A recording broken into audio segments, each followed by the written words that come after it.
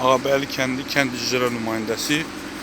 Görürsünüz, icra nümayəndəliyinin həyətini gör nə gözəl suluyur. İlham müəllim. Baxın. İlham müəllimdir. Zəhmət çəkir. Kənd sakinləridir. Baxın. Hamı iməcili edir. Baxın, baxın. Elçin müəllimdir. Hamısı bax iməcili edirlər bu günlər burada.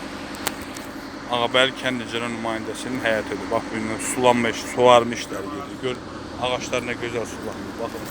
Bəh, bəh, bəh, bəh, bəh, bəh. Görürsünüz, ağaçlar nə gözəl suvarma işləri gedir.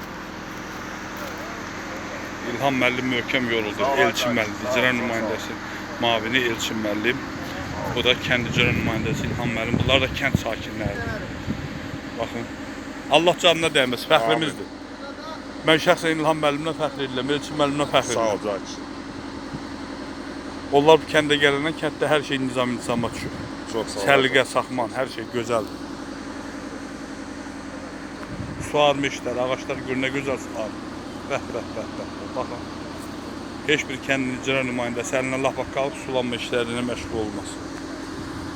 Çox sağ olun, Elçin müəllim. Sizlə fəxr edirik.